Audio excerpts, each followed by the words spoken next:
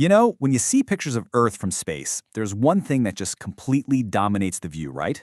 That vast, shimmering, incredible blue.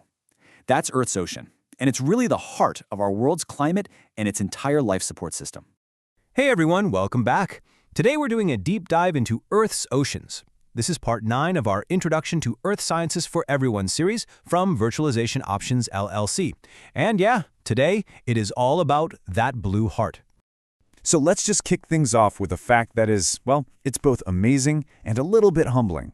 Just think about this for a second. We have more detailed, complete maps of the surface of Mars, another planet, than we do of the floor of our very own oceans. It really hammers home that the ocean is truly our planet's last great frontier. So first up, let's try to get our heads around the incredible scale of this thing. The numbers, well, they're honestly kind of hard to believe. 70%. It's such a simple number, but try to really picture it. More than 2/3 of our entire planet's surface is underwater. You know, it's not just a feature on the Earth. In a lot of ways, it is the surface of our world. And get this, when we talk about all the water on Earth, we're pretty much just talking about the ocean.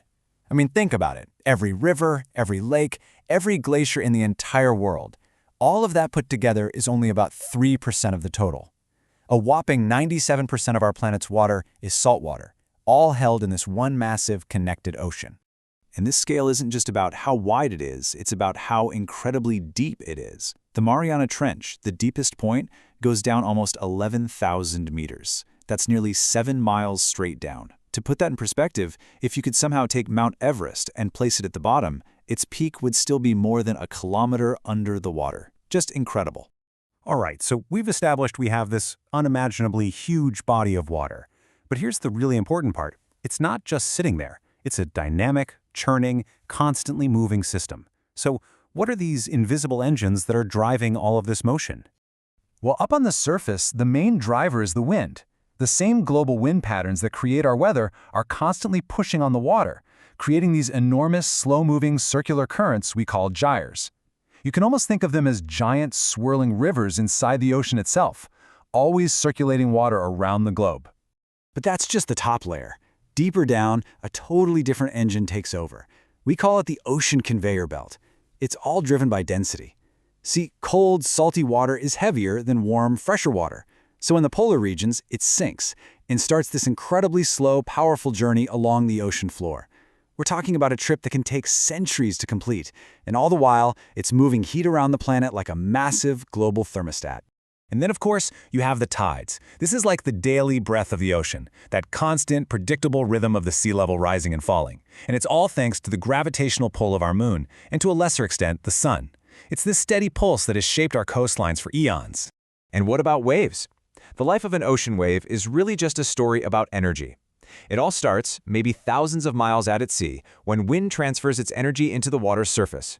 That energy travels across the ocean, and as the wave gets closer to shore, it starts to feel the seafloor. The bottom of the wave slows down, but the top keeps going. It gets taller and taller until it just can't support itself anymore, and it curls over, releasing all that stored up energy onto the coast. Okay, so we've got a massive ocean, and it's constantly in motion. But so what? Why does any of this matter to you, especially if you happen to live hundreds of miles from a coast? Well, it turns out it matters more than almost anything else. At its core, the ocean is our planet's great regulator. It's like a giant thermal battery, absorbing incredible amounts of heat and keeping global temperatures from swinging wildly. It's also a carbon sponge, soaking up about 1/4 of all the carbon dioxide that we humans put into the atmosphere. But here's the one that gets me every time. Tiny marine plants, phytoplankton, generate over half of the oxygen we all breathe. So think about it. For every 2 breaths you take, one of them comes directly from the ocean. It drives our weather, hosts unbelievable biodiversity, it does it all. So it's pretty clear the ocean is the powerful beating heart of our planet's climate and life support system, which really leaves us with one final and absolutely critical question to think about. What happens when the rhythm of that heartbeat begins to change?